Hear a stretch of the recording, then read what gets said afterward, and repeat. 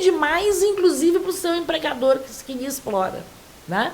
Então, o que pode parecer num primeiro momento, mas como vai reduzir a carga horária? Vai reduzir, porque vai melhorar a qualidade de vida do trabalhador.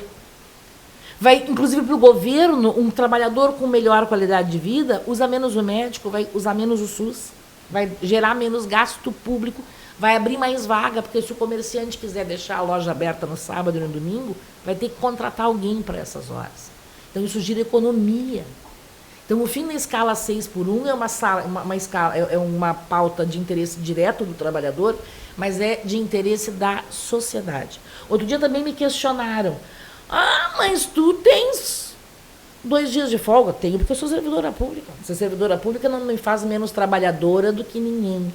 Sim, aí o servidor público tem 5x2. 5x2, que foi conquistado também. Isso. Eu tenho trabalho 5 dias, carga horária de 8 horas. E que também acaba sendo insuficiente para muitos trabalhadores, inclusive tu deves entender, que estão obedecendo a uma escala 5x2. É por isso, inclusive, que a nossa proposta do PCBR é a redução da escala de trabalho para 4 dias de trabalho. 4x3. 4x3, exatamente. Em alguns lugares na Europa já discutem isso. No Reino Unido, se eu não me engano, tem quase 100 empresas fazendo um estudo de caso a esse respeito, e mais 75% das empresas não querem voltar à escala 5x2. Né? Porque, para além de que o trabalhador... Acho que uma coisa precisa ficar bem clara, né? O trabalhador, ele precisa de tempo para descansar, ele precisa de tempo para o lazer, isso tudo é verdade, mas o trabalhador também precisa de tempo para resolver questões pessoais da vida dele.